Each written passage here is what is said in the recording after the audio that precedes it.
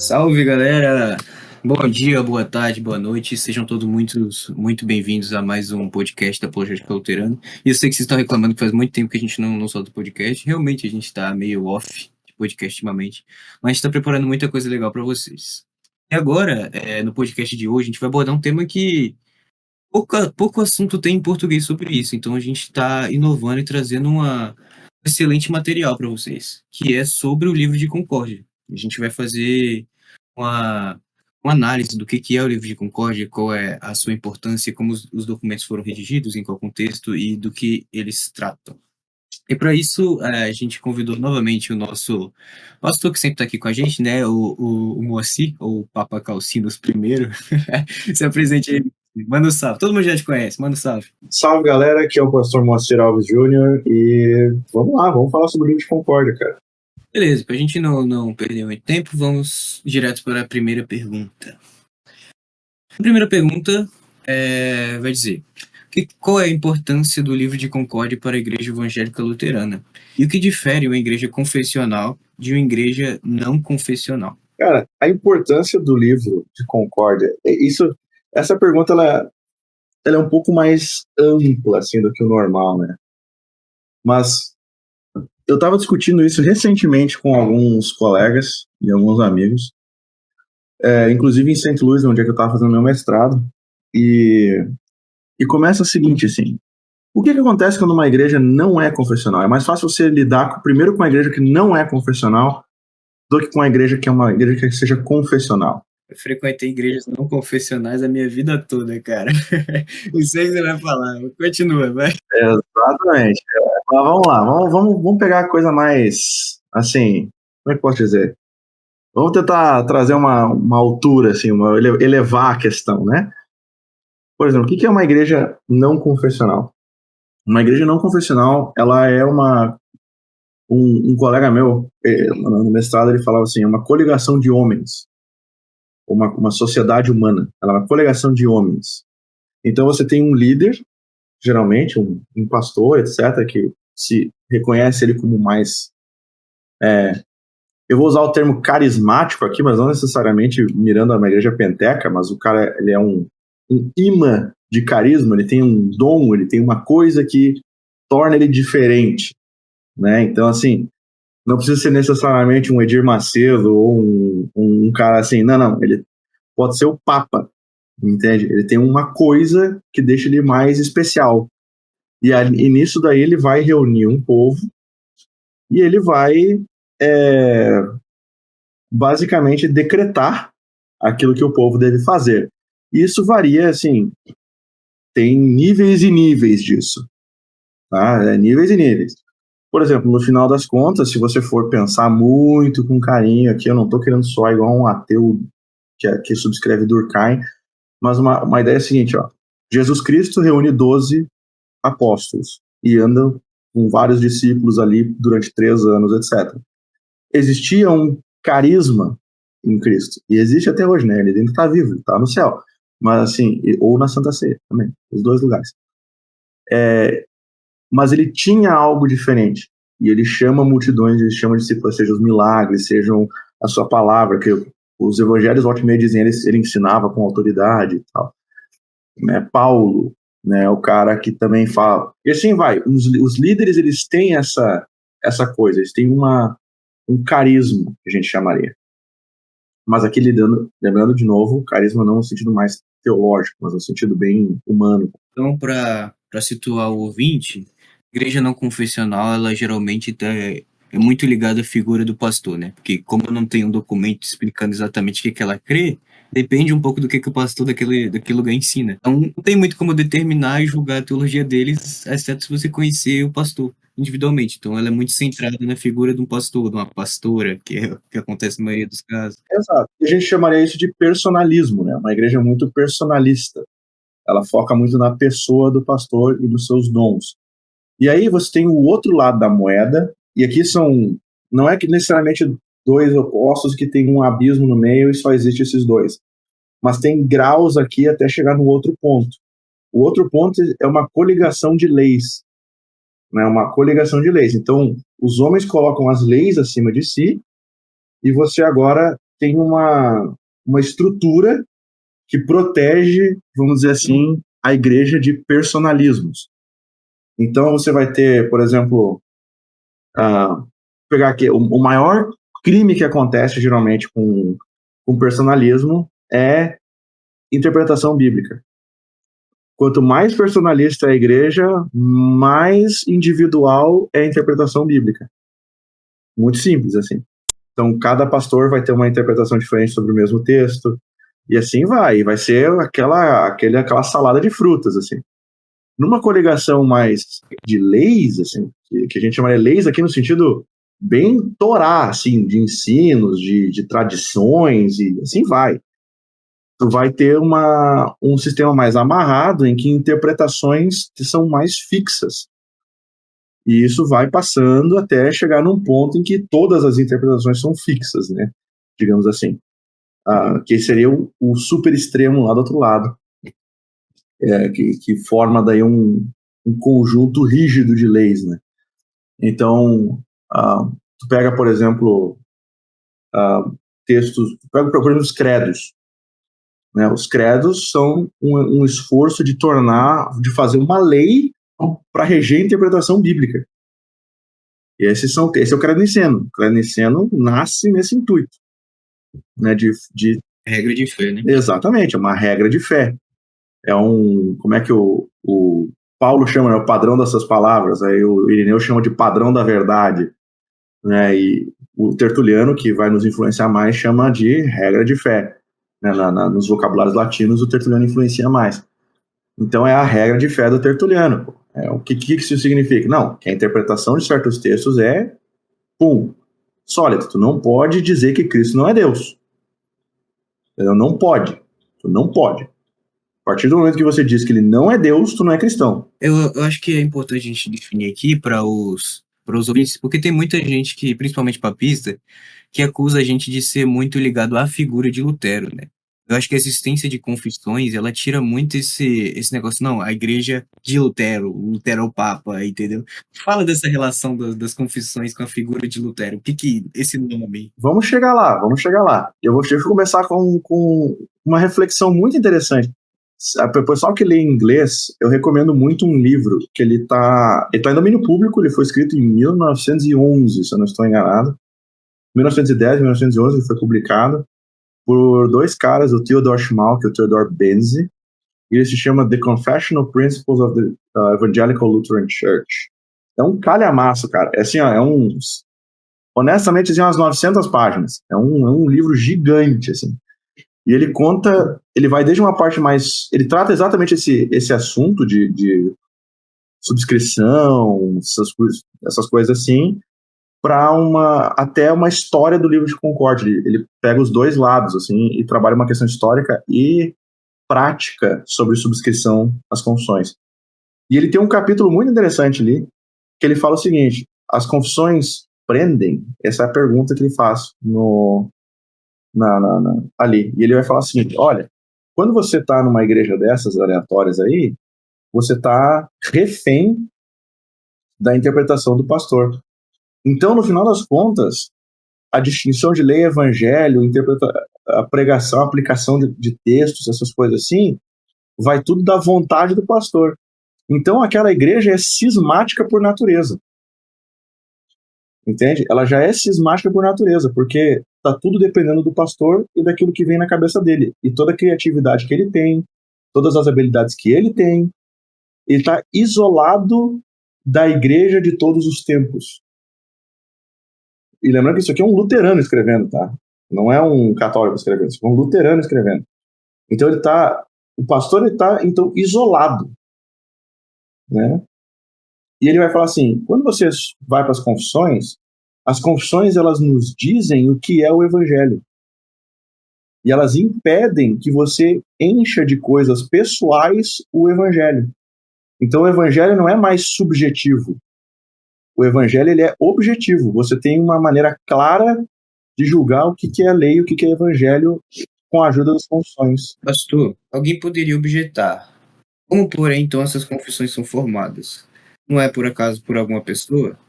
E não ia influenciar também a subjetividade? para falar da objeção sobre, né, a parte humana do livro de Concórdia, etc., isso foi uma coisa que preocupou muito o próprio Lutero. Então, se você pega, por exemplo, qualquer biografia de Lutero mesmo, uma que seja decente, tu pega, por exemplo, Cativo a Palavra, do Roland Baton, que finalmente foi traduzida para português em 2017, por mais que o livro seja da década de 50, Here I Stand é o nome dele em original, mas tem outros livros, outras biografias de Lutero, particularmente, por exemplo, a de Martin Brecht. Martin Brecht escreveu 3 ou 4 volumes sobre Lutero, agora não me vem direito a cabeça, que é exaustivo, assim, assim, se tu quer saber o que o Lutero estudou no ensino fundamental, é aquela biografia ali. Né? E, então, assim, Lutero tinha muito essa consciência, ele falava assim, poxa, estou indo contra a Igreja Católica, de fato, contra a unidade da Igreja, ou o que está acontecendo aqui? Então, Lutero tinha essa dúvida. Só que aí, conhecendo a igreja primitiva desde sempre, se você pega, por exemplo, o escrito de Lutero dos concílios e da igreja, tu vê claramente que Lutero tinha uma consciência da igreja antiga, assim, que é ímpar para sua época, quase. Então, é uma coisa muito, muito interessante você ver esse desenvolvimento de Lutero.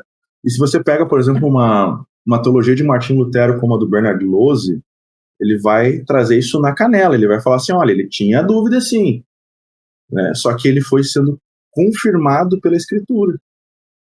Então, esse livro que eu falei antes, do Benz e do Schmalk, eles levantam também um pouco essa pergunta, eles falam assim, ó, quando Lutero estava vivo, ele era uma testemunha viva do evangelho. Então, as pessoas iam perguntar para ele as coisas. E havia uma discordância de interpretação de texto bíblico, Lutero baixava a cabeça quando ele via que estava errado. Né? Então, assim, foi uma coisa muito mais orgânica do que parece. E lembra muito processos de desenvolvimento na igreja primitiva. Inclusive, alguns outros processos de ordenação e ministério que são replicados ali na época da Reforma. Mas você tem desde o começo esse movimento para sair do personalismo, essa tentativa sempre de sair do personalismo e formar um escrito que seja objetivo e longe das polêmicas pessoais dos reformadores. E esse período na história também é conhecido como confessionalização. Isso aconteceu tanto... E assim, confessionalização é um movimento da história. Ele é uma teoria que foi desenvolvida relativamente recentemente, foi uma coisa assim, em meados do século XX, né? Isso começou a aparecer. E a confessionalização aconteceu até para o lado da Igreja Católica. Por quê? Porque a Igreja Católica faz o Concílio de Trento como reação à Reforma, inclusive, e a gente vai acabar entrando em Trento daqui a pouco, em que eles vão sedimentar, eles vão, como diz o Werner Ellert, né? O Werner Ellert ele abre a estrutura do luteranismo, The Structure of Lutheranism, dizendo assim, depois que o Concílio de Trento sedimentou o cisma da Igreja Ocidental. Ele fala assim, esse problema não é nosso, esse problema é dos católicos romanos, eles que decidiram assinar embaixo de Tomás de Aquino e fechar a igreja para uma interpretação que vinha de um homem lá da Idade Média que eles achavam lindo e maravilhoso. Então, assim, nesse sentido, o Ellert está muito certo. Ele fala assim, não, antes disso, os caras querem falar de uma interpretação na Igreja Católica, não sei o quê, também tá meio errado. Mas voltando à questão do Lutero, o próprio Lutero ele vai começar, então, com o corpo docente de Wittenberg, eles vão começar a se comunicar, vão começar a se comunicar com outros cantos do mundo cristão, né? Inclusive, Melanchthon tem comunicações com a Igreja Oriental, ele escreve em grego para os caras, né? Então, nessa comunicação toda. E eles estão sempre buscando um desligamento da ideia personalista. E é por isso que a Confissão de Augsburgo vai ser o nosso principal documento. E aí a gente começa a entrar nos estudos confessionais agora. Eu sei que está bastante confuso isso, assim, pode ser. Eu peço que o ouvinte vá com muita calma em tudo isso que está sendo falado, assim, porque é um assunto bastante caótico e você tem que meio que manter o caos da coisa para você não acabar atropelando conceitos e organizações, essas coisas assim. Mas você pega, por exemplo, como é que os luteranos desde sempre entenderam as confissões da igreja. E aqui a gente já começa a entrar na resposta da pergunta mais propriamente e no espírito da leitura do livro de Concórdia. Você pega, por exemplo, Leonard Huther. Leonard Huther escreve o Concordia Concourse, que é uma defesa do livro de Concórdia, isso em 1614, em que ele vai explicar tintim por tintim, assim, em várias páginas, e com muita paciência e com extensão gigante, se valendo também já das suas aulas nas confissões, na forma de concórdia, para explicar como é que elas se organizam e que lugar elas ocupam dentro do cristianismo, né? E as aulas dele foram publicadas em 1608, então, assim, entre 1608 e 1614, o Leonard Huther se manteve estudando isso. E aí ele vai explicar isso para o mundo, basicamente. Né? Ele vai falar assim, ó, dentro um princípio para você entender as confissões é o seguinte: existe um princípio primeiro de unanimidade. Quando você pega o livro de Concórdia, e aqui a gente já vai pulando assim um pouquinho só para falar da questão, mas você pega o livro de Concórdia, ele não está organizado de maneira histórica, porque tem coisas que vêm primeiro, que estão depois, e assim por diante. Então, ele não está organizado de maneira histórica. Como é que ele está organizado, então? Pô, ele abre com os 3 credos ecumênicos. Por quê? Porque esses 3 credos ecumênicos, eles foram aceitos pela igreja como um todo. Tanto o Ocidente quanto o Oriente antes do cisma. Então, esse é um ponto. Segundo ponto, eles não contradizem a Escritura. Pelo contrário, eles confirmam aquilo que a Escritura está falando. Então, eles são um testemunho da verdade da fé. Terceiro ponto, eles nascem para a edificação da igreja em momento de controvérsia. Esses são os 3 critérios para se entender qualquer confissão de fé, diz Leonard Huther, mas particularmente o livro de Concórdia. E aí agora você começa a entender a questão, tá?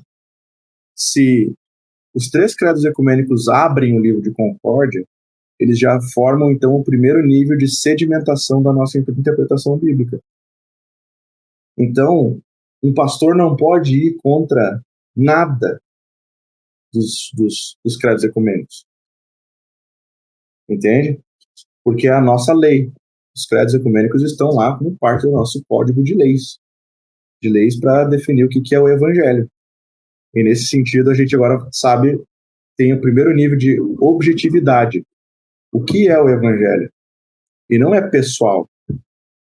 E aí, se alguém quiser continuar enchendo o saco, eu posso dizer o seguinte: até os credos ecumênicos vieram da pena de um homem um dia.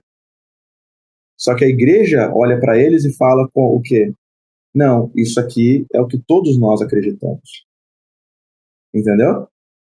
Então, assim, você pega, por exemplo, os credo niceno, ele tem por base muito forte um credo trazido por Eusébio de Cesareia, que nem santo é. E aí usaram aquele credo como base.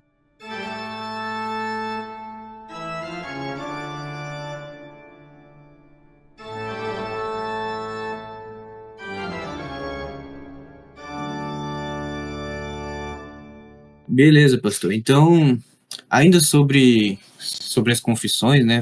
Acho que foi importante você falar um pouco sobre a natureza das confissões, que ela é realmente esse documento que diz para a igreja o que a igreja crê, né? E a igreja, pelos seus ministros, ela pode ensinar o que devemos crer, porque a ela foi dada essa função. Ela foi delegada a função de instruir as pessoas na fé. Se puder fazer um parênteses muito rápido aqui, todo ministro da Igreja Luterana Confessional subscreve as confissões e se compromete em público perante Deus e perante a igreja que ele vai seguir o que está escrito nas confissões. Ele não vai desviar a sua doutrina. Ele não vai botar nenhum personalismo, porque ele crê que aquelas confissões são a exposição verdadeira das Sagradas Escrituras. Aí, em relação a isso, eu queria saber sobre a principal confissão, né, do luteranismo, que é a Confissão de Augsburgo. Qual foi o propósito dessa confissão?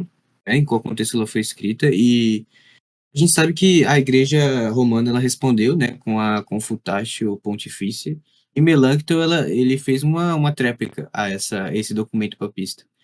Como é que se deu toda essa confecção desses dois principais documentos do Livro de Concórdia? Então, mantendo a ideia do Leonard Hutter, o Leonard Hutter fala assim, por que então a Confissão de Augsburgo está em segundo lugar? Credos ecumênicos, primeiro lugar, então, em segundo lugar, na estrutura do Livro de Concórdia, é a Confissão de Augsburgo. Porque a Confissão de Augsburgo foi aceita por todos os evangélicos. E se você for ver, evangélicos aqui no sentido da época mesmo, todo mundo que aderiu à reforma assinou a Confissão de Augsburgo, se você for ver. Mesmo que depois Melanchthon tenha feito uma variata, essa aí tem que entrar num podcast específico sobre a Confissão de Augsburgo, né? Não vamos delongar aqui, mas mesmo que Melanchthon tenha alterado a Confissão de Augsburgo depois, se você for ver, a Confissão de Augsburgo foi aceita unanimemente. Inclusive, o professor Lino em volta e meia comenta que o Joseph Ratzinger, o famoso Bento XVI, ele falava que a Igreja Católica hoje em dia poderia assinar a Confissão de Augsburgo de 1530. Só que, infelizmente, ela é interpretada pelo resto do Livro de Concórdia, então eles não podem assinar ela. Então, assim, isso já é uma coisa aqui que mostra... Quem lê, entenda, né? Então, esse já vai ser até tema de uma outra pergunta, mas, tipo, tem algumas igrejas luteranas que não confessam o Livro de Concórdia todo. Se por algum acaso o Bento XVI ele assinasse a Confissão de Augsburgo junto com a declaração conjunta, e quem impedia esses luteranos de realmente se voltarem e unirem à Igreja Romana? Então, a questão é a seguinte, tem duas atitudes que você pode assumir perante as confissões. Isso inclui todos os escritos confessionais. Existe a atitude quia e a atitude quatenus. Tá? Quia ou quatenus. Isso é o jeito que é sumarizado no vocabulário luterano teológico. Mas o que isso significa? Quia e quatenus são expressões latinas, que querem dizer literalmente porquê ou pois, e a outra quia, e quatenus quer dizer na medida em que, ou enquanto que. E ela se encaixa na mesma frase. E aí vai definir a tua atitude perante as confissões luteranas.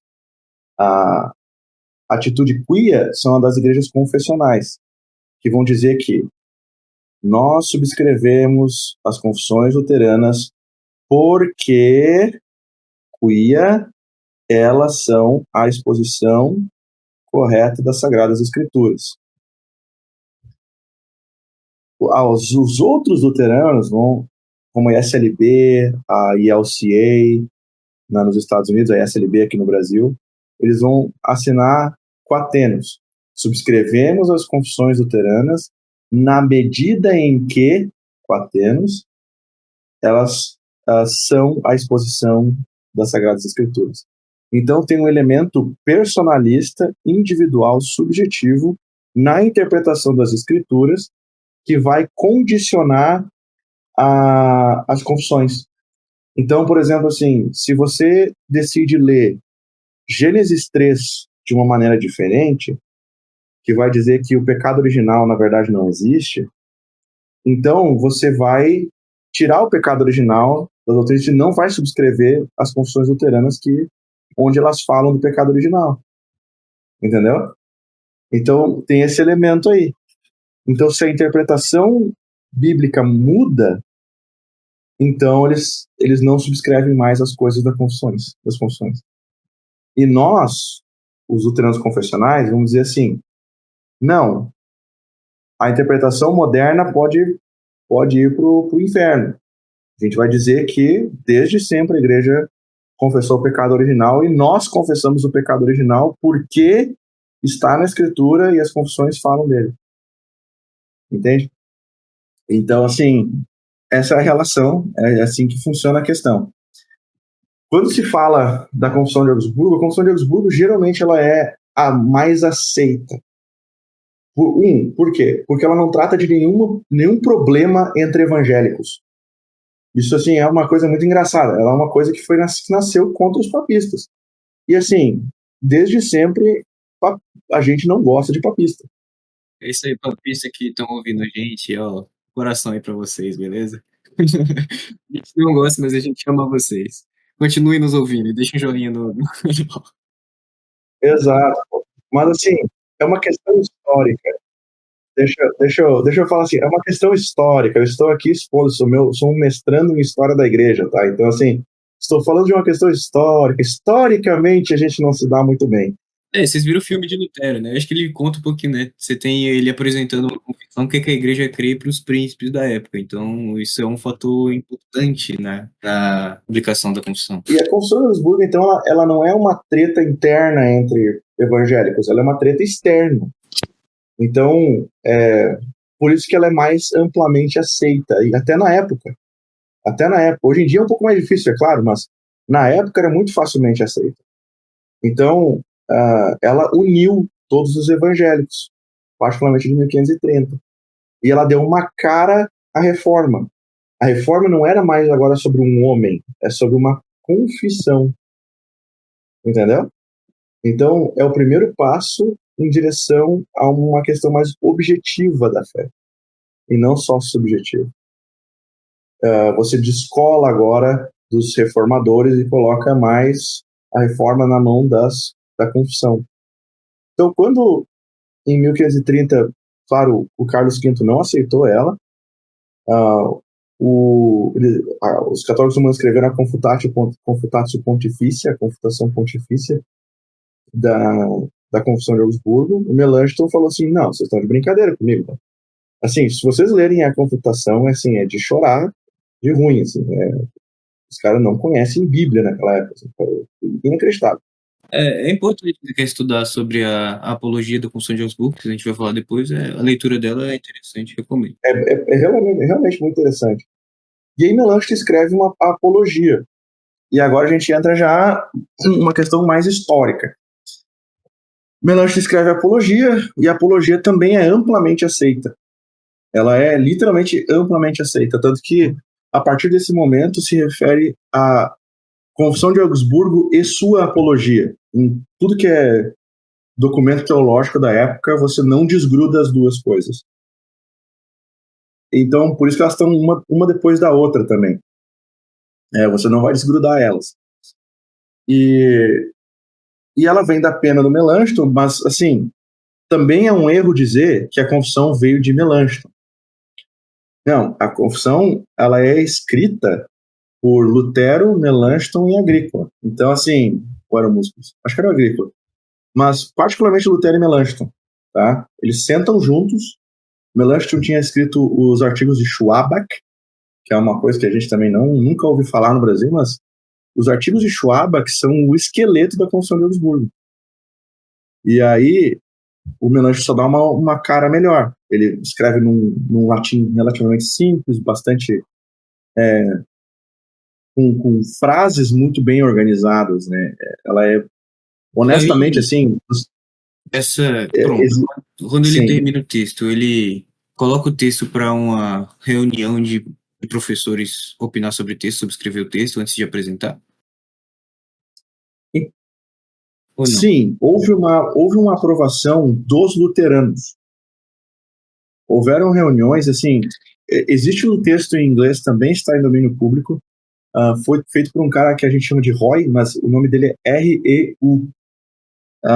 E é The Augsburg Confession. Ele conta a história da Constituição de Augsburgo e traz os documentos originais. Assim, a Constituição de Augsburgo não foi resolvida em um dia, né?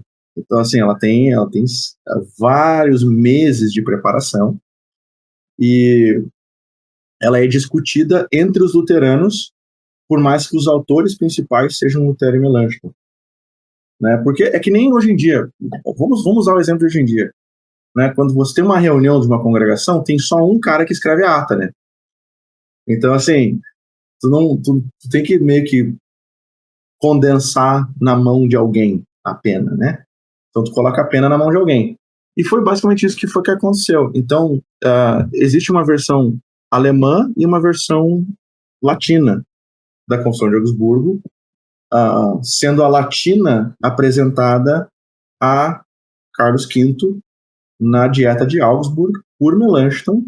Lutero não recebeu o salvo-conduto para estar em Augsburgo, e aí mas Melanchthon foi, e aí tem as famosas cartas de Lutero para Melanchthon, né, porque Melanchthon estava com muito medo, o Melanchthon achava que ele ia morrer, e o Lutero fala assim, coragem, larga de ser fresco, coragem, sabe? Então é muito engraçado, assim, ler essas cartas dele pro Melanchthon. E Lutero prega um sermão sobre a cruz e o sofrimento, e ele fala justamente sobre o sofrer pelo evangelho. Então, esse é o contexto histórico da Constituição de Augsburgo. Mas, se for entrar no valor dela para os cristãos evangélicos, é o que tem num livro verdinho chamado The Lutheran Confessions, History and Theology of the Book of Concord. É publicado pela Fortress Press, que é liberal, mas não importa. Charles Arendt, Robert Kolb e James Nestingen escrevem ela. E na introdução, o livro começa falando assim, que a Constituição de Augsburgo, ela é uma matriz, ela é uma matrix, ela é a realidade, ela descreve a realidade da fé evangélica. E é assim que ela serve de padrão para que um cristão evangélico tome decisões dentro do mundo. Entende? Ela é tão importante assim. Né? E aqui, se você me permitir falar uma coisinha, por favor, não corte, sobre o que é uma confissão de fé no final das contas. Uma confissão de fé, no final das contas, é uma coleção de fatos. É como a verdade acontece. É como a realidade é operada ou opera. Então, assim, se você pega o credo niceno ou o credo apostólico, é uma coleção de fatos. Né? Creio em Deus Pai Todo-Poderoso, Criador do céu e da terra. São coisas que Deus fez. Tanto das coisas visíveis como das invisíveis. E em Jesus Cristo, o único Filho. E aí vai só linkando e falando coisas que são fatos históricos. O que a Confissão de Augsburgo faz? A abertura dela. Ecclesia Magno Consenso. O Magno Consenso das igrejas fala ou ensina. E ele começa com Deus. Nós subscrevemos aquilo que está escrito nos credos ecumênicos sobre Deus. Aqui não tem discussão. A gente é cristão, nós somos cristãos, assinamos esses credos. Então agora a gente vai explicar como isso se desenrola no mundo. Qual que é o segundo artigo da Confissão de Augsburgo? O segundo artigo é do pecado original, que é exato na história bíblica, é o que acontece. Deus cria o mundo, o homem cai em pecado. Gênesis 1 e 2, Gênesis 3. Entendeu? Aí, qual que é a solução para o pecado? Artigo 3, Cristo. Como é que Cristo nos salva? Artigo 4, da justificação pela fé.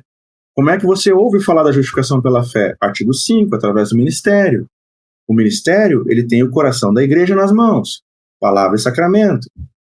Né? Então, vai estar escrito lá no artigo 5, né? Ut hanc fidem consequamur institutum est, ministério docene evangelii et purganda sacramento. Ministério docene. Mas, para que consigamos essa fé, foi instituído o ministério do ensino da palavra e da administração dos sacramentos. E através disso aí que nós recebemos os dons do Espírito, inclusive a salvação e a regeneração. Então, tendo os dons do Espírito, nós temos o artigo 6, uma nova obediência. Na nova obediência, nós temos a igreja. Então, artigo 7 e 8, da igreja e o que é a igreja. E na igreja diz assim, o que é a igreja? A igreja é o povo de Deus em torno da palavra dos sacramentos, que é aquilo que o ministério tem nas mãos. Aí agora ele vai explicar os sacramentos, e assim vai. Então, a Confissão de Augsburgo, ela fornece uma história da salvação e uma lente para que nós vejamos a realidade da vida, do mundo, da igreja, de tudo. Entendeu? De tudo, tudo, tudo, tudo. É simples assim.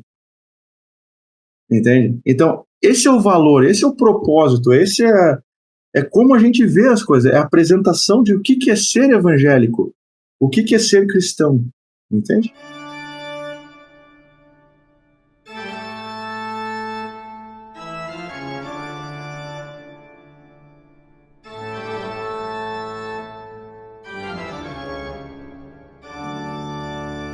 Próxima pergunta, quando a gente vai falar sobre os escritos de Lutero que entraram no livro de Concórdia. A gente sabe que não foi tudo que Lutero disse que é aceito pela Igreja Luterana, é muito longe disso, mas aquilo que foi recebido como confissão de fé no livro de Concórdia é crido pela Igreja. Aí vamos falar um pouco sobre os catecismos, tá? Né? O propósito do catecismo maior, o catecismo menor, e também sobre o polêmico artigo de Smalcald. Por favor, professor. Ok, perfeito. Se quiser saber um pouquinho sobre a aplicação dos catecismos na nossa vida hoje em dia, eu recomendo leitura em inglês dos livros do John Pless sobre isso, Praying the Small Catechism e Luther's Small Catechism as a Manual for Discipleship. São dois livros maravilhosos sobre o catecismo de Lutero aplicados a uma vida cotidiana, uma vida normal, tranquila. Mas sobre a história da coisa. Aqui entra, por exemplo, o caso de que eu falei de que historicamente não faz sentido botar os catecismos naquele, deveria estar antes. Mas não, os catecismos eles estão no lugar correto deles nas confissões, na estrutura das confissões. O catecismo menor, ele foi escrito por Lutero depois, o catecismo menor e o maior foram escritos por Lutero depois das visitações. Em 1527, 28, ele fez visitações.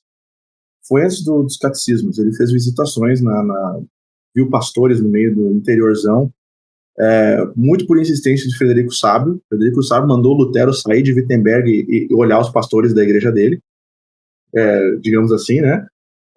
Esses caras aqui você está responsável, então vai lá e conversa com eles.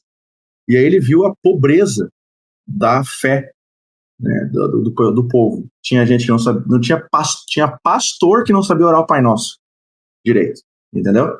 Tinha ex-padres, né? Nessa época era tudo ex-padre. Então, assim, tinha muito disso, sabe? Os caras faziam tudo só por fazer e acabavam não conhecendo a coisa mesmo. E tinha uma pobreza muito grande de vida espiritual e conhecimentos básicos da fé cristã. Então, Lutero ele decide escrever o catecismo menor de uma maneira que seja fácil de memorizar e que as pessoas tenham disponível o tempo inteiro. Então, por exemplo, assim, as primeiras edições do catecismo menor, elas são panfletos assim que você cola na parede e só tem imagens, né? Porque o povo era todo iletrado, tinha muito analfabetismo na época, né? Não era todo mundo que era iletrado, mas tinha muito analfabetismo. Então, faz com grandes imagens, aquela coisa toda. Depois ele escreve de uma maneira muito simples, para ser memorizado e para que a pessoa não precise ler toda hora que precisa, sabe? Não, tu memoriza e aquilo vai fazer parte da tua vida. O catecismo ele tem uma questão muito prática. Ele vai te dar o básico do básico do básico para tu se dizer cristão, para tu operar com cristandade. Então, o Arendt, se eu não me engano, vai falar, é o Arendt ou é o Nestingen, que diz que o catecismo, ele é a Bíblia do leigo na época. Ele é, como ninguém tinha. Hoje em dia, assim, um pentecostal que lê a Bíblia e sabe versículos de cor, esse cara é o luxo da fé medieval. Naquela época, meu irmão, não, sabe? Então, os catecismos, o Lutero, como ele dedicou muito trabalho para escrever e pensar e falar assim, ó, isso aqui tem que ser fácil de memorizar, essas coisas assim, eles imediatamente, eles caíram na mão do povo e o negócio foi para tudo que é lado. E assim, tem alguns dados históricos que dizem, por exemplo, que os catecismos talvez o livro mais bem sucedido depois da Bíblia em publicações, né? Porque tu pega no final de 1600, na virada do século ali, entre 1500 e 1600, o catecismo tinha bem mais de 1 milhão de cópias já publicadas. Tem um cara que traz esse número, era alguma coisa entre 1 milhão e 100 milhões, alguma coisa assim, eu estou errando aqui. Mas era um número absurdo, assim, um número absurdo. O Catecismo Menor e o Catecismo ele foi escrito para o povo memorizar e saber o básico da fé e ser orado e ser praticado. O Catecismo Maior foi escrito para ser pregado, né? E foi escrito para ser pregado pelos pastores do púlpito mesmo. Então, para incentivar a fé, aquela coisa toda. E os catecismos, eles foram logo assim, Confissão de Augsburgo, Apologia, Catecismo Menor e Catecismo Maior se tornaram, foram postos nos ritos de ordenação para serem subscritos muito cedo. Isso ainda estava as tretas estavam rolando ainda, e esses escritos já foram parar nos ritos de ordenação e nas ordens de igreja e essas coisas assim. Isso já virou documento confessional muito cedo. Tanto a Confissão de Augsburgo e a Apologia quanto os catecismos. Quando a gente vai para os artigos de Smalcalde, o buraco é mais embaixo. Os artigos de Smalcalde têm uma história muito longa, porque a gente costuma pensar 1538. Não. Quando você vai falar de artigos de Smalcalde, começa em 1520. Os artigos de Smalcalde, eles nascem de uma reflexão muito longa. Se lembra que Lutero era um conciliarista por muito tempo. E Lutero ficava exigindo concílio. Concílio, concílio, concílio, concílio, concílio. E o Papa não ouvia. E aí, finalmente, Carlos V resolveu falar assim, não, tem que ter um concílio, pelo amor de Deus. E o Carlos V, botando pressão lá, fala, não, vamos tirar isso aí do papel. Rola uma troca de papa, um papa falece, outro papa vem, e ele fala assim, vamos enviar um cara para falar com o Lutero. E no final das contas, de fato, alguém vai lá entrevistar Lutero. Isso em 1521 quebrado, ou talvez início de 1530. O cara vai lá entrevistar Lutero para falar sobre fazer um concílio e essas coisas assim. E então começa-se, tanto Lutero quanto Melanchthon, quanto todo mundo começa a pensar, poxa, como é que a gente vai, como nós vamos apresentar o nosso ponto de vista diante de um concílio, entende? Então esse é um ponto A, esse é uma coisa separada quase.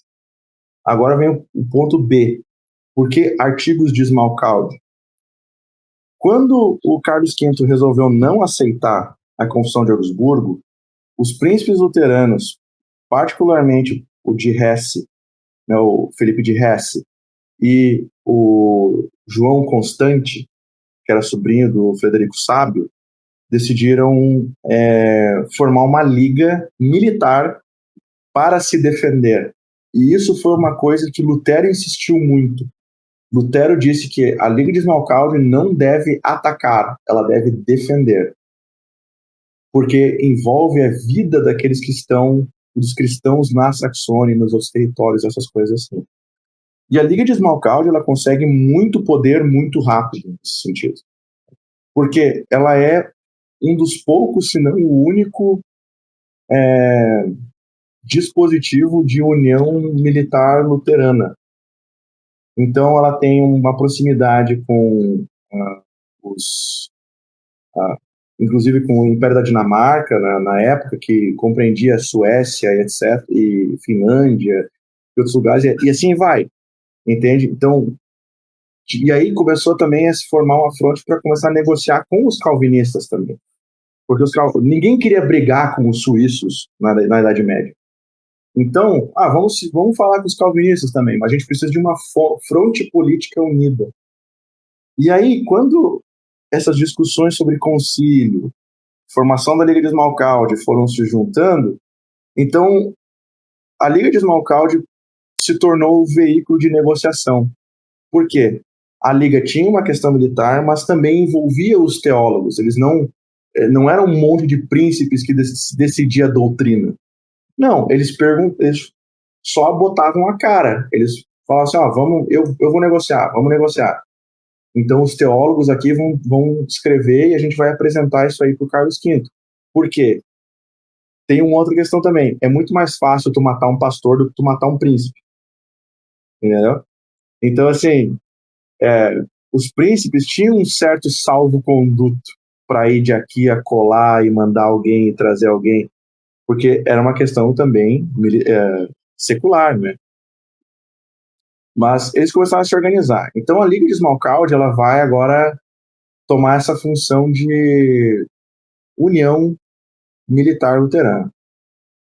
E os artigos de Esmalcalde, então, vêm dessa coisa dos concílios. Eles querem fazer um concílio e não sei o quê, e tem o pensamento de como nós vamos nos apresentar diante do concílio, mais a questão política. Então, a Liga de Esmalcalde perguntou para Lutero, o que é o básico aí?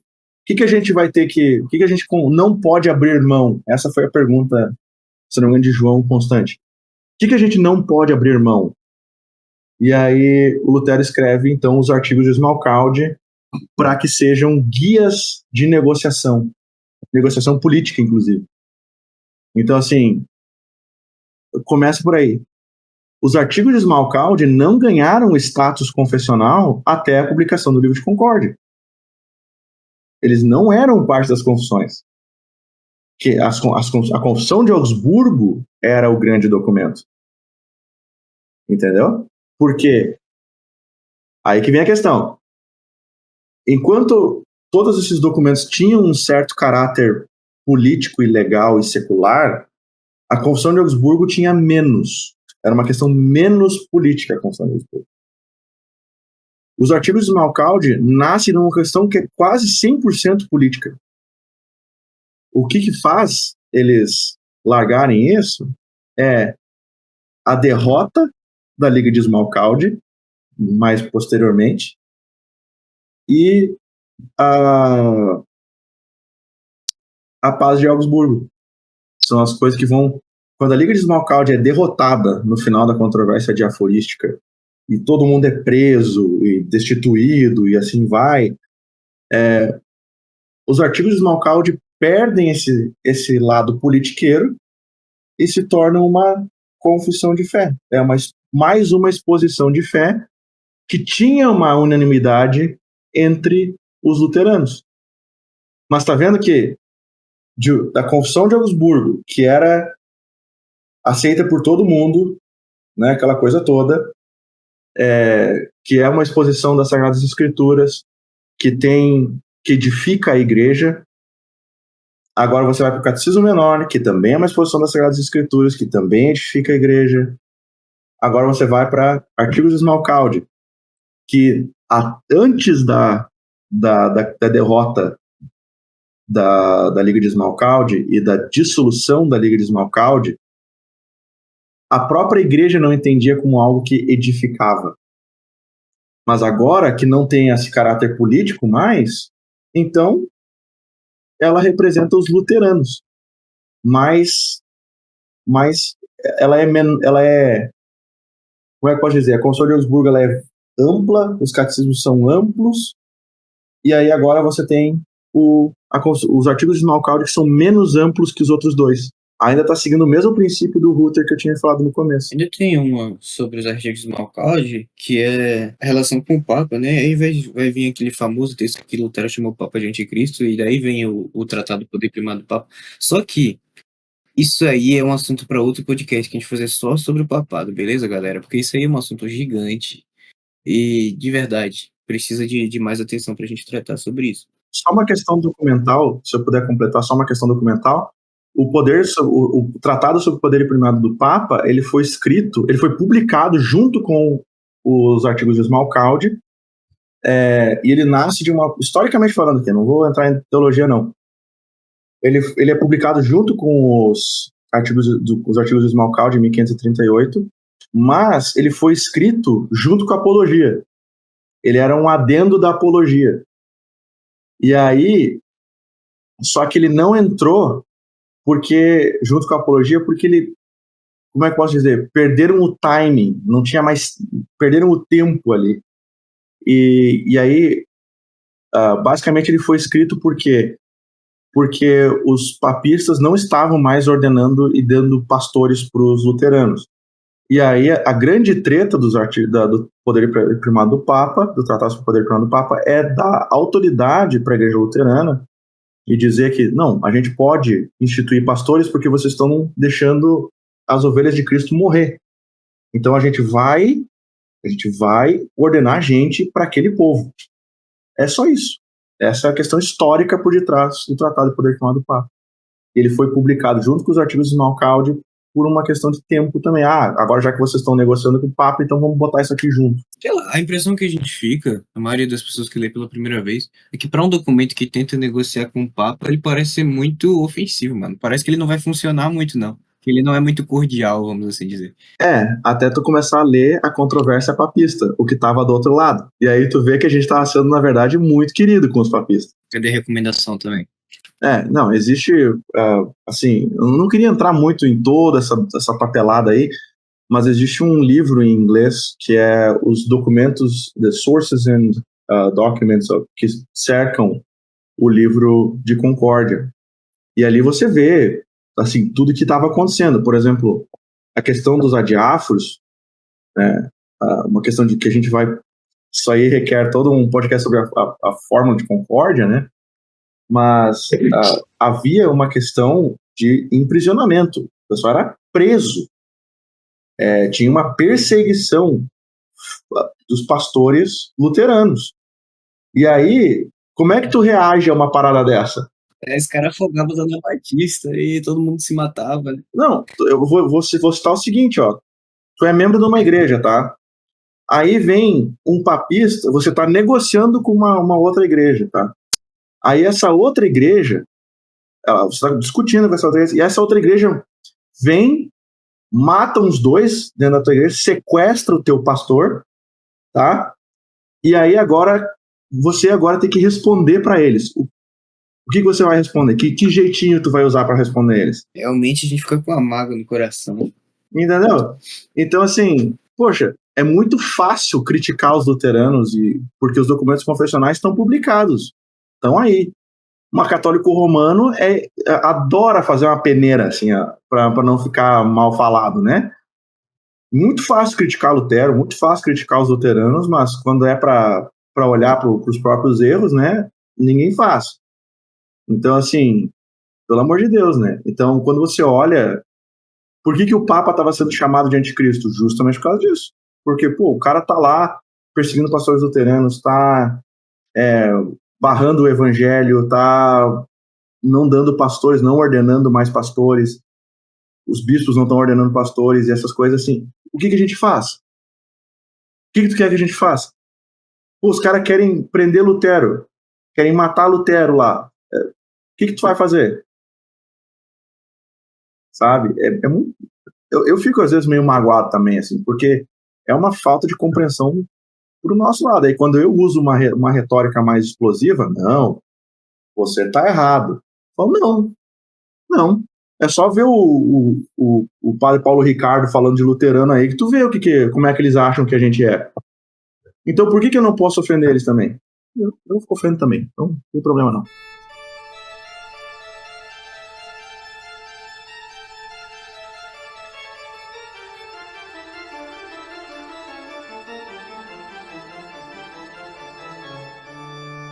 Tô prosseguindo para a próxima pergunta, que é sobre a fórmula de Concórdia, cara. Como se deu a formação da Fórmula de Concórdia e qual a sua importância no luteranismo posterior? Eu li um pouco sobre a história do luteranismo e vejo que ela não foi amplamente aceita em todos os lugares, em todos os reinos luteranos.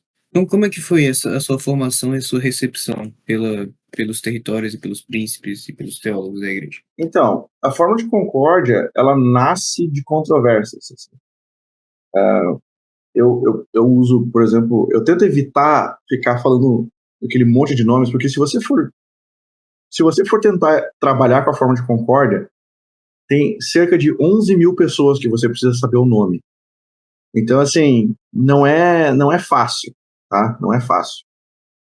Mas, se você foca nas controvérsias, fica um pouquinho mais fácil. As controvérsias, elas foram surgindo. Existiam 7 controvérsias dentro dos luteranos. A forma de concórdia está no finalzinho, porque ela é um texto que lida com problemas internos. Ela resolve problemas internos. Ela não foi escrita para ser levada diante do Papa. Ela não foi escrita para ser levada diante dos calvinistas. Ela foi escrita para ser levada diante dos luteranos. Entendeu? Então começa por aí. Então, o próprio Leonardo Luther vai falar assim: na hierarquia das confissões, a fórmula está embaixo. Ela tá, porque ela lida com as nossas coisas, né? Ela vai dar uma unanimidade dentro do próprio movimento, entende? Ela serve para dar essa unanimidade, esse caráter único, unir o movimento.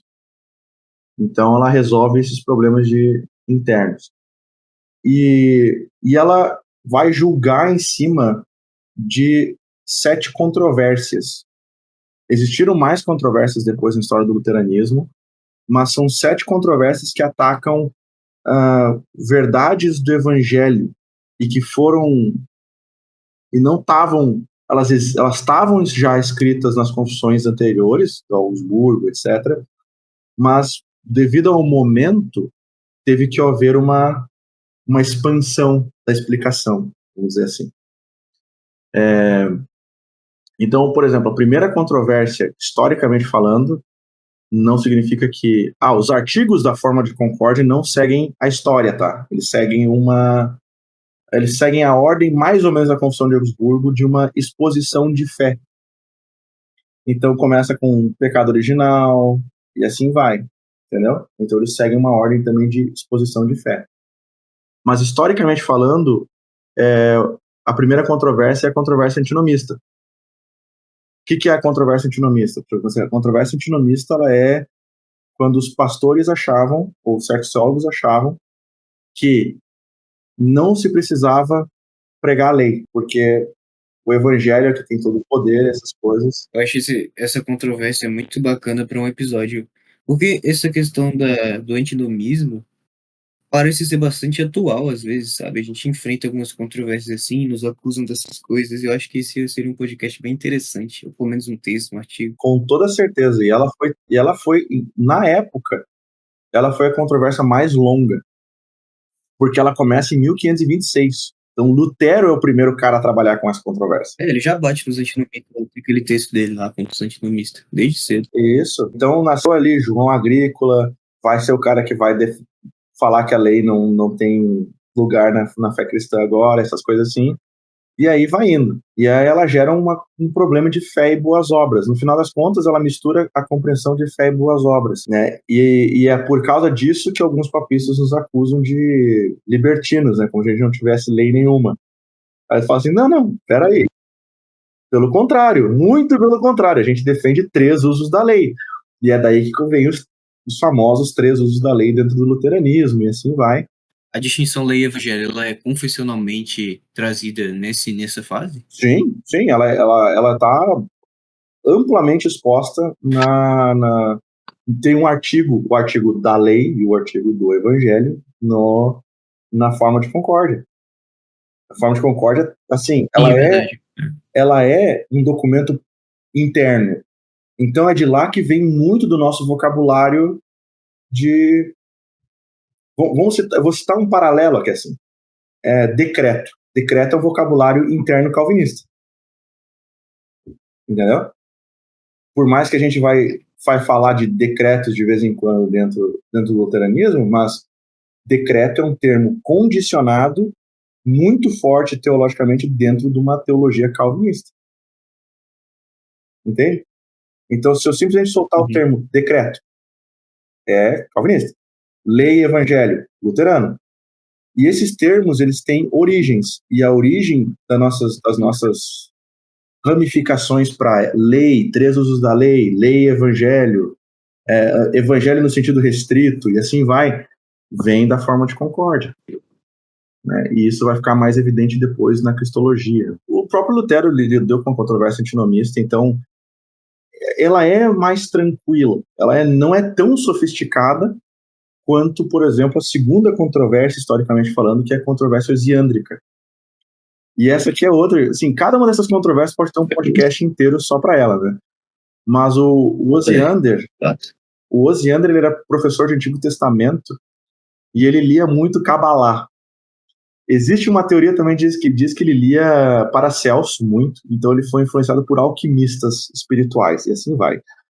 Mas a questão é que ele defendia que a justificação pela fé se organizava de uma maneira mais ou menos que quando você recebia fé, Cristo vinha morar dentro de você, e aí basicamente a fé ela serve como um canal pelo qual o Filho de Deus mora nos crentes e dá para eles, para esses crentes, o seu atributo essencial de justiça, de acordo com a sua justiça essencial. Digamos assim, quando a gente diz que Deus é justo, tá? Deus é justo. O Osiander meio que vai dizer que você, quando você é justificado, você recebe a justiça do atributo divino. Lutero, ele tem uma linguagem parecida, né, nas duas espécies de justiça, por exemplo. Por isso que é minucioso. Exato, é minucioso, é uma minúcia, porque Lutero ele vai dizer que é uma substituição e essas coisas assim. O Osiander ele está dizendo basicamente que você vira Cristo, quase isso, entende? A gente tem um podcast, galera, sobre teoses, com o Vitor Andrade, que a gente trata dessa controvérsia. Se você tem interesse, recomendo você, vai ficar na descrição, tá? O link, você vai lá para esse podcast. Vamos continuar com as outras controvérsias agora. Exatamente. Obrigado, muito obrigado, porque essa aqui é muito longa. A próxima controvérsia foi a da descida de Cristo ao inferno, e ela meio que virou controvérsia só porque os caras começaram a entender que isso daqui dizia algo a respeito sobre a justificação e dizia algo a respeito sobre a pessoa de Cristo. Então, assim, é uma controvérsia cristológica, por mais que era uma controvérsia cristológica que a gente poderia chamar de menor dentro do luteranismo. Porque ela foi defendida por só uma meia dúzia de gente e morreu muito cedo. Mas o que aconteceu nessa controvérsia?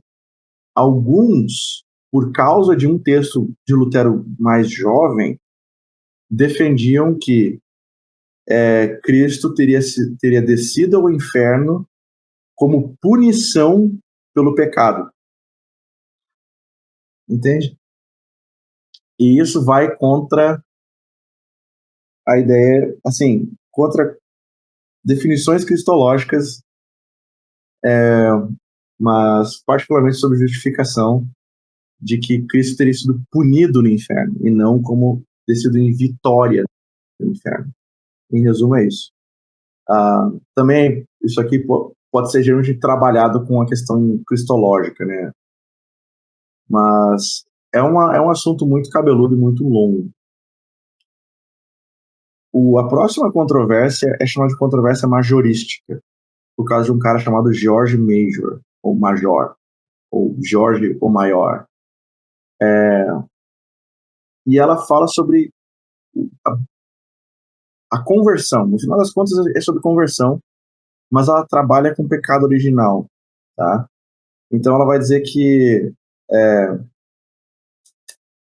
digamos que ele dizia, o Major dizia que o pecado original estava morto dentro do crente, ok? e o que transformava impossibilitava eles de pecarem. No final das contas é isso. Então, o pecado original está morto dentro do crente e essa pessoa não peca mais. E isso, obviamente, é um problemaço com o pecado original. A próxima controvérsia, a quinta controvérsia, então, 4 controvérsias. Primeira, o antinomista. A segunda, poesiândrica. A terceira, descida de Cristo ao inferno. A quarta, a majorística. E a quinta é a adiaforística. A diaforística tem a ver com cultura, basicamente. Ela foi relativamente curta, porque ela durou até mais ou menos a Paz de Augsburgo. Então, quando a Liga de Smalkalde perde para Carlos V, basicamente todo mundo é forçado a virar papista de novo, e os luteranos disseram que não. Então, começaram a rolar alguns...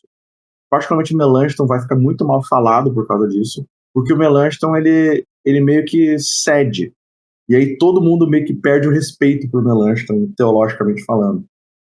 Ou pelo menos uma facção, uma fração, um grupo dentro do luteranismo perde o respeito por ele. Mas o Melanchthon ele vai dizer assim, olha, a gente pode ceder e fazer essas coisas das missas e tal, não sei o quê.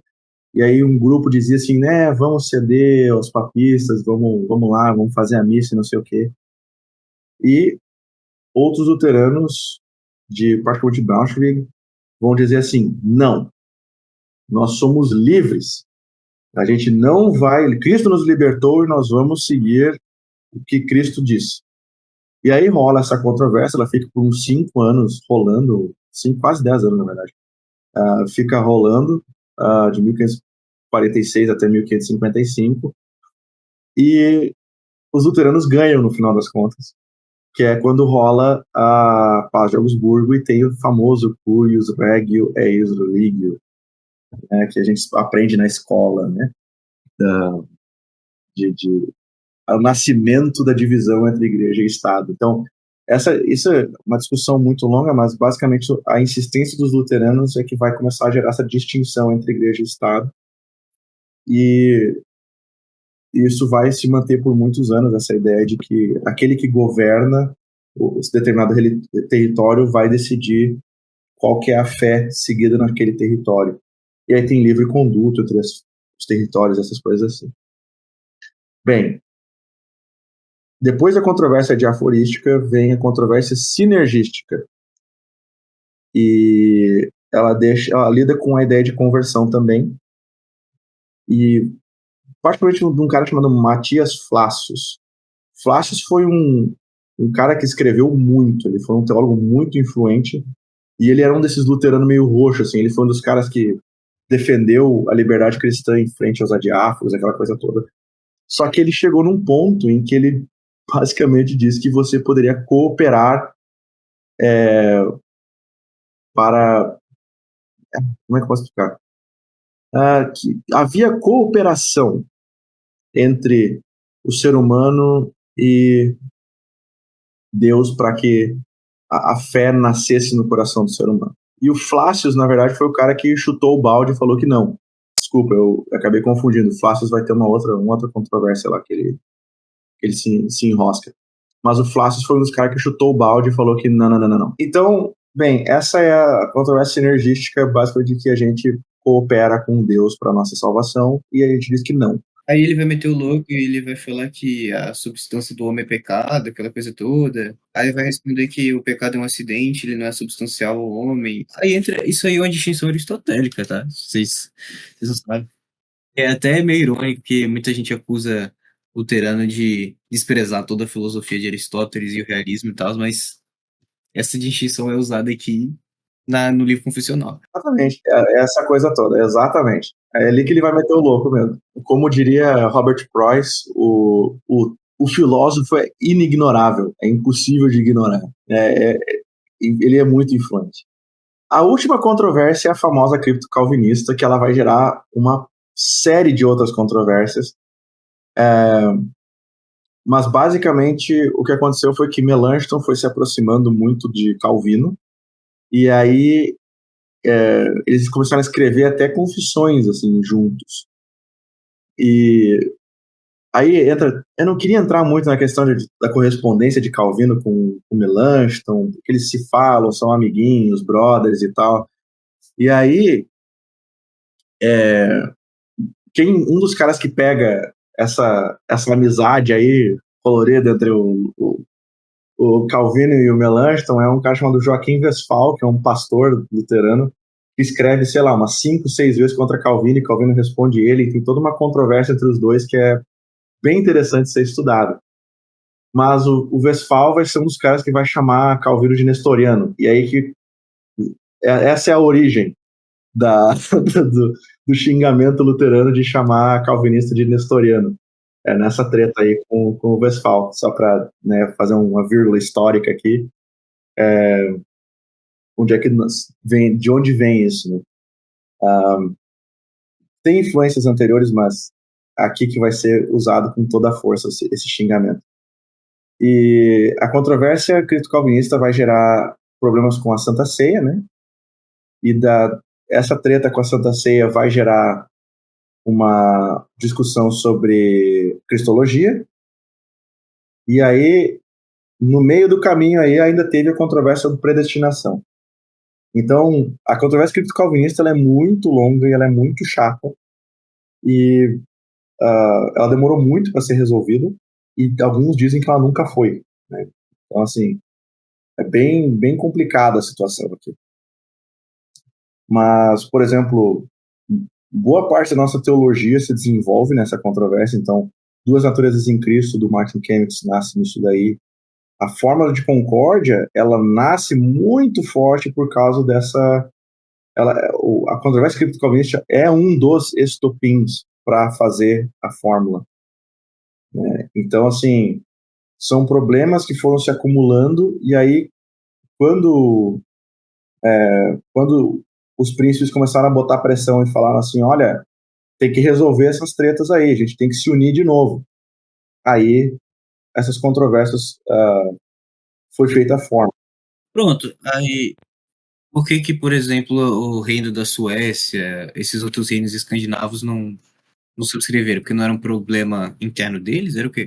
Isso. Em resumo, é isso. Eles nunca subscreveram porque eles achavam que isso era coisa de alemão. Isso era coisa dos caras lá embaixo. Em resumo, é isso. Que vai até ter a ver com o que você falou anteriormente. Então, o luteranismo escandinavo, ele interpreta a Confissão de Augsburgo à luz de quê? É tudo quaternos?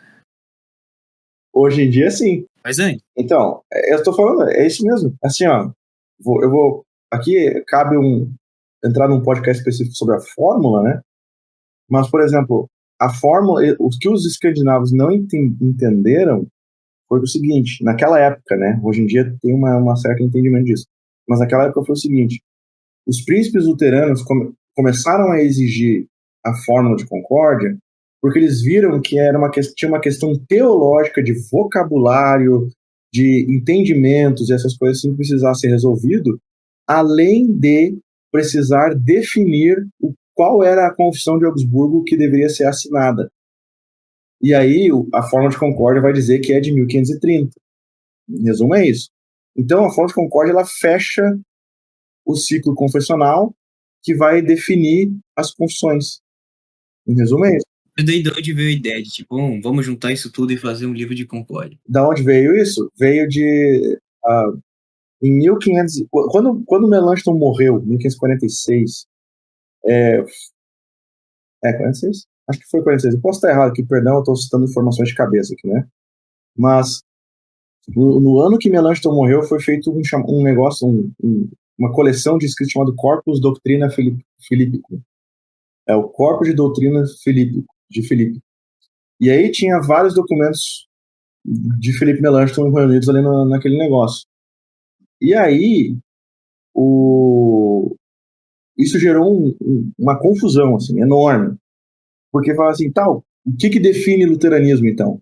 O corpo de doutrinas do Filipe, e aí começou a surgir outros corpos de doutrina, e aí cada cidade começou a aparecer com um corpo de doutrina diferente, e aí virou uma zona, entende? Virou uma zona. E aí os príncipes falaram assim, a gente não pode manter isso aqui. A gente vai ter que fechar o corpo de doutrina e já era. Só que nisso começou a ter outros, sabe, quando a gente fala das controvérsias, cada cidade meio que assinou uma controvérsia, cada canto tinha uma controvérsia diferente, e assim vai. Então teve um esforço muito grande, particularmente de Jacó André. Jacó André é o primeiro nome dentre os 4 compositores da Fórmula de Concórdia. O Jacó André é o cara que vai insistir muito em achar uma união entre os luteranos. E ele vai entrar em contato com várias cidades diferentes. Existe. Eu estava lidando com isso até recentemente. Existem 2 volumes de umas 1000 páginas, só com as cartas que eram enviadas de um teólogo para outro nessa época. Para eles estavam. Por isso que é tão difícil você falar dos autores da Fórmula de Concórdia, porque assim, tem tanta gente envolvida nisso daqui que é inacreditável. Então, esse é um ponto que se deve manter na cabeça, de que não é tão fácil assim a questão. Aí, como é que eu posso explicar? Os príncipes luteranos falaram assim, não, a gente não pode manter essa confusão, chama o Jacó André aqui, chama o fulano de tal aqui, chama o Chemnitz, chama essa galera toda aqui, vamos organizar os luteranos de novo. E foi assim que surgiu a fórmula. Aí a fórmula, ela resolve vários problemas. Ela resolve o problema de ter vários corpos de doutrina espalhados por aí. Ela resolve o problema de você ter um vocabulário unido para falar de teologia, pelo menos essas coisas mais básicas. Ela resolve o problema das controvérsias, porque ela dá uma definição para essas controvérsias que estavam assolando o luteranismo. Ela resolve acho que eu já falei essa parte da Constituição de Augsburgo, qual das Constituições de Augsburgo é a verdadeira, e assim vai. E só que quando os escandinavos olharam para isso, eles falaram assim, isso é um problema só dos alemães. Nós, escandinavos, nós temos bons teólogos. Qual que é o problema dessa frase? Tu está colocando a responsabilidade personalismo. E aí, esse foi o grande pulo do gato. Esse foi a grande sacada. Porque os luteranos da Alemanha mandaram a forma de concórdia para os escandinavos. Só que eles falaram assim, isso não é problema nosso. Inclusive tem até a história de que o rei da Dinamarca pegou o livro de concórdia, que era bonito, todo de ouro e não sei o quê, pegou ele assim, quando ele recebeu, e jogou na lareira. Assim, jogou para a lareira e não quis nem ver o negócio. Entende? Então, assim, foi uma treta muito grande. E no final das contas, o próprio Robert Preuss fala isso quando ele analisa os ortodoxos luteranos. A Dinamarca se manteve firme até uns 200 anos depois da reforma, ali da época da reforma. E depois, quando o liberalismo teológico se tornou o que tornou, eles só caíram. Eles caíram e, assim, foram fisgados, assim, deitados pelo liberalismo. Até hoje é a igreja estatal, né? Até hoje é a igreja mais liberal do mundo também, a igreja de Dinamarca. Exatamente. Porque aí vem um ponto, né? Quando você tem a fórmula de concórdia e o livro de concórdia, por você ter uma remoção desse personalismo, tu não precisa, tu teria que, olha o quanto de coisa tu tem que mudar para tu mudar o livro de concórdia. É impossível.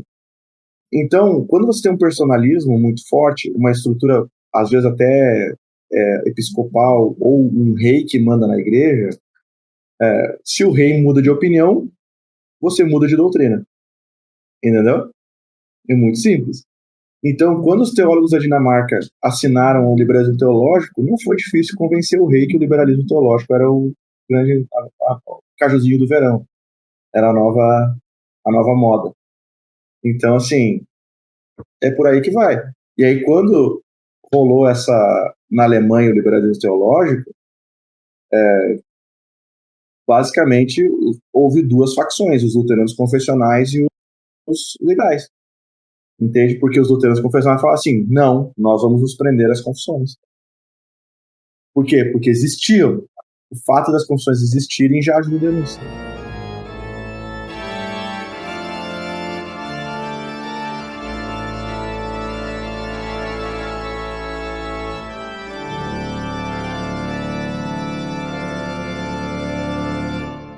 Aqui, mano. Então, caminhando já para a última pergunta, que ela meio que já foi respondida durante a nossa conversa, então eu vou direcionar ela mais um pouquinho, né? Sobre essa distinção do queer e quaternos. Por exemplo, a gente vai ter uma distinção prática. O que vai diferir a IELB da ISLB, por exemplo? Tem muitos ouvintes da ISLB que acompanham nosso canal, muitos ouvintes da IELB também. A gente já fala que a gente é ligado à IELB, mas a gente tem muitos bons ouvintes da ISLB. E essa é uma diferença importante entre as duas igrejas e entre as duas comunhões que elas participam. Você pode explicar pra gente o que são essas comunhões e quais que são as diferenças rapidamente, porque já tá dando tempo. Sim.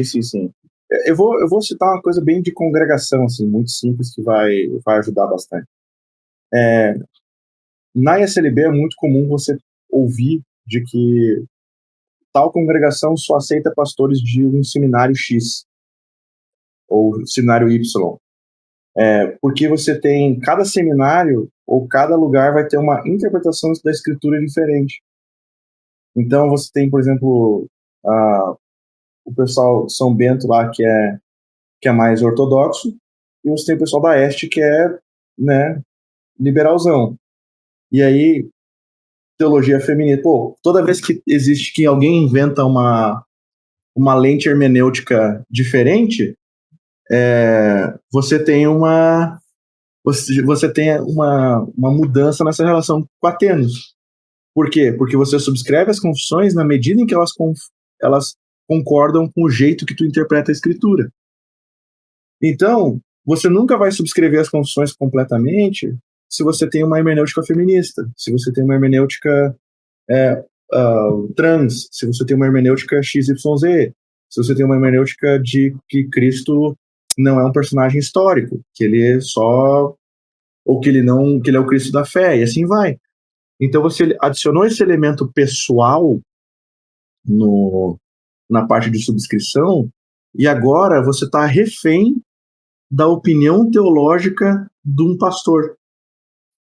E aí a tua unidade ela vai se dar não em questões doutrinárias, mas em basicamente questões externas ou questões secundárias, entendeu? Então ela vai ser rasa. E aí isso vai gerar o quê? Vai gerar problemas em como você lida com batismo. Então, por exemplo, assim, existe a tal famosa controvérsia do rebatismo dentro da igreja da ISLB. E ela foi muito forte nos anos 90 lá, até o início dos anos 2000. Então ela teve toda uma controvérsia sobre rebatismo, porque eles não podiam simplesmente chegar e falar assim, as nossas confissões falam isso do batismo. Entendeu? Porque mudou a hermenêutica. A hermenêutica mudou, já era. Entende? E quando a gente fala da Federação Luterana Mundial, isso acontece muito. Então a Federação Luterana Mundial ela vai exigir, às vezes, não por uma confissão, mas por um decreto que, não, tem que ter feminista, tem que ter hermenêutica feminista, aí tem que ter mulher no ministério, aí tem que ter não sei o quê. E assim vai, você começa a gerar relativizações na maneira que você interpreta a escritura, e no final das contas, as confissões viram documentos históricos e peso de porta. Entende? Enquanto para nós, as confissões elas têm um valor de lente hermenêutica da escritura. Eu tenho uma pergunta. Em alguns assuntos, as confissões elas se calam, por exemplo. Eu posso considerar os livros confessionais como tipo a moldura de um quadro. Então, a leitura da Bíblia que a gente vai fazer, ela tem que ser a pintura que está no quadro e as confissões são a moldura que nos protege da heresia.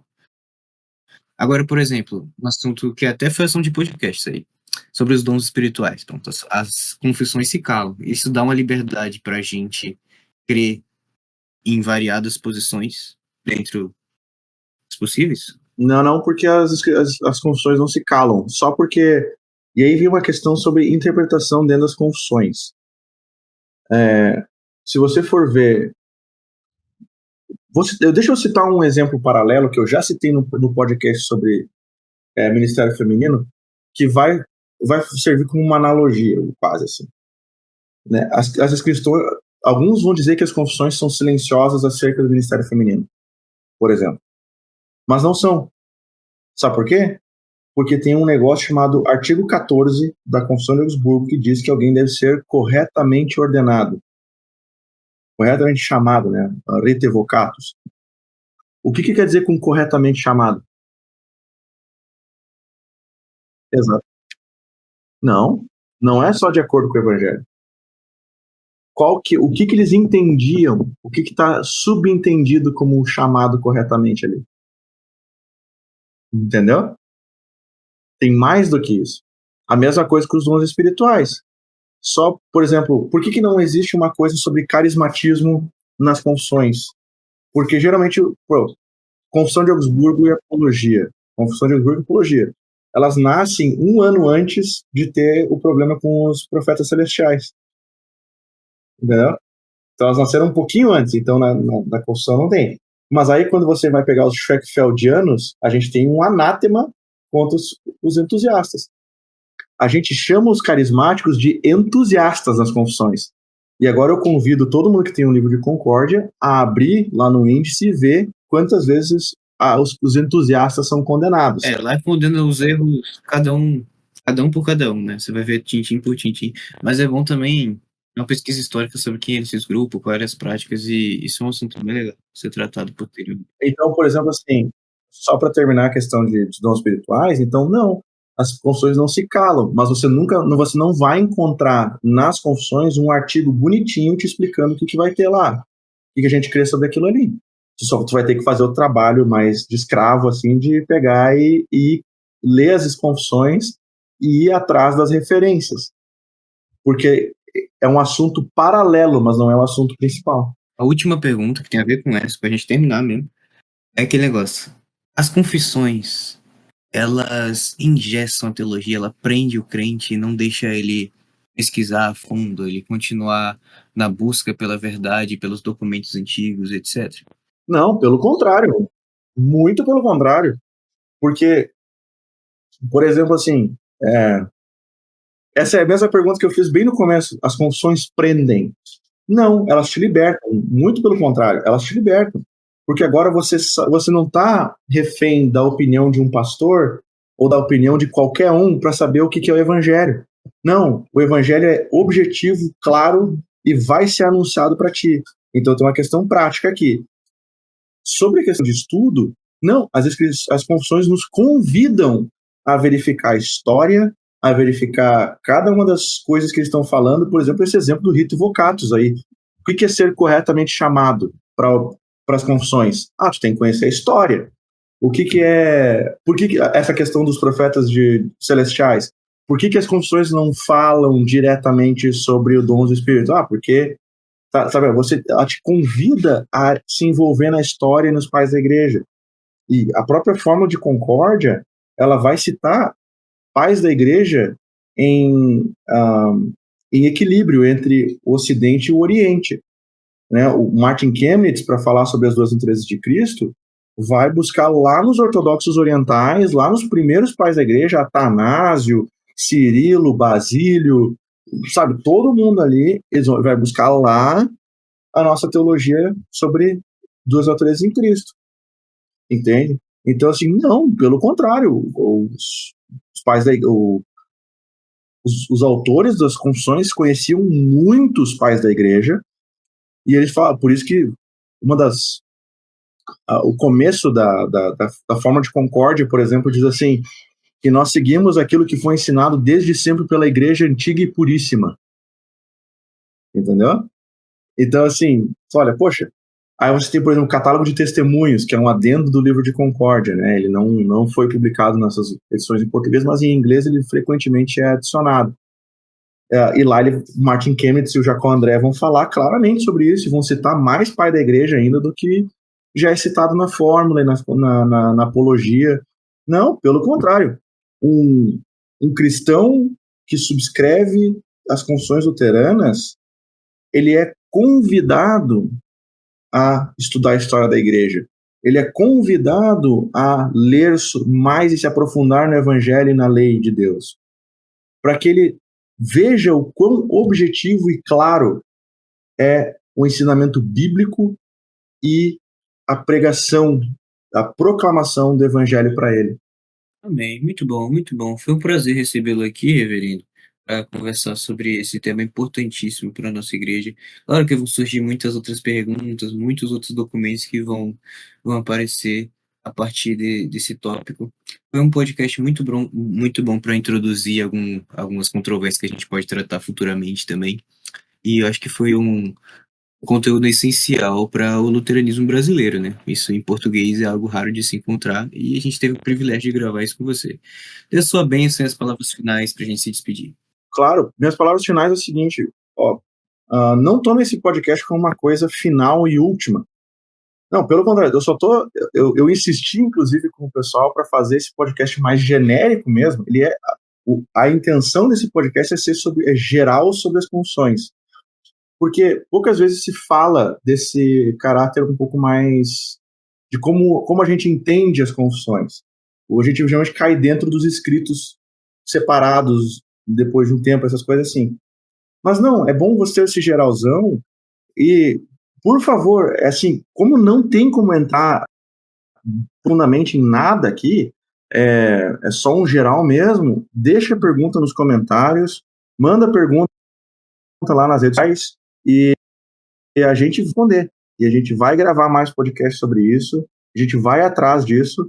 Claro, um pouquinho de paciência, né? Eu tô de mudança, tô saindo do Brasil agora para a Etiópia, o pessoal tá aqui todo estudando, o pessoal não tá, assim, é difícil arrumar o tempinho.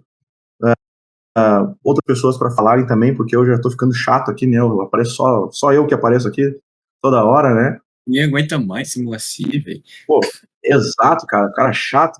Era chatão, mano. Mas assim, deixa a pergunta, manda. Eu não sou inacessível. Se você me achar lá no Instagram, me achar no Facebook, manda a pergunta, não tem problema nenhum, que eu respondo. Eu forneço leitura, tem leitura em inglês, tem leitura em alemão, tem leitura em latim, tem leitura em português, alguma coisa, e assim vai. Né? Então, é só um geral mesmo, e eu sei que às vezes sou bastante ofensivo, mas aí pode mandar pergunta, não tem problema, pode comentar, e vamos embora. É isso, galera. Deus abençoe vocês. Curtam o vídeo, compartilhem com seus amigos, comentem o que quiserem e Deus abençoe. Até a próxima. Valeu.